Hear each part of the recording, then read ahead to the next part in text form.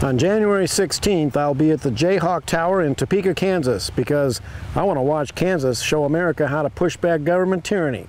Kansas has pushed back federal gun control in the past, and as the current out-of-control president and his minions step on more American freedoms, Kansas is rising to get into the battle. Some of the very first citizens to settle Kansas were former slaves, looking for land and freedom. The slavers rushed in to make Kansas a slave state, but the people of Kansas grabbed their guns, and when the smoke cleared and the blood dried, Kansas was a free state. How appropriate that 150 years later, their state would stand with the same determination against the unconstitutional, freedom-crushing Washington, D.C. bureaucrats. Well, hopefully the modern battle for freedom won't get as bloody as the battle to end slavery, but I guarantee you that the American spirit of freedom still burns just as bright as ever.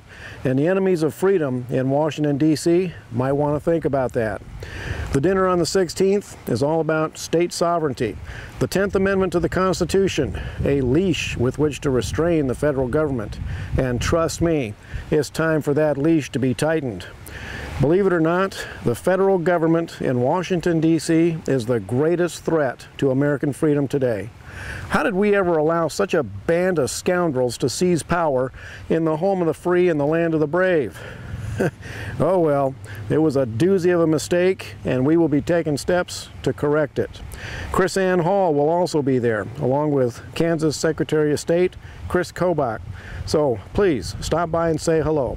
Once again, we will be at the Jayhawk Tower in Topeka, Kansas on January 16th, 5:30 p.m. This is Wild Bill for America. Thank you for watching, and America bless God again.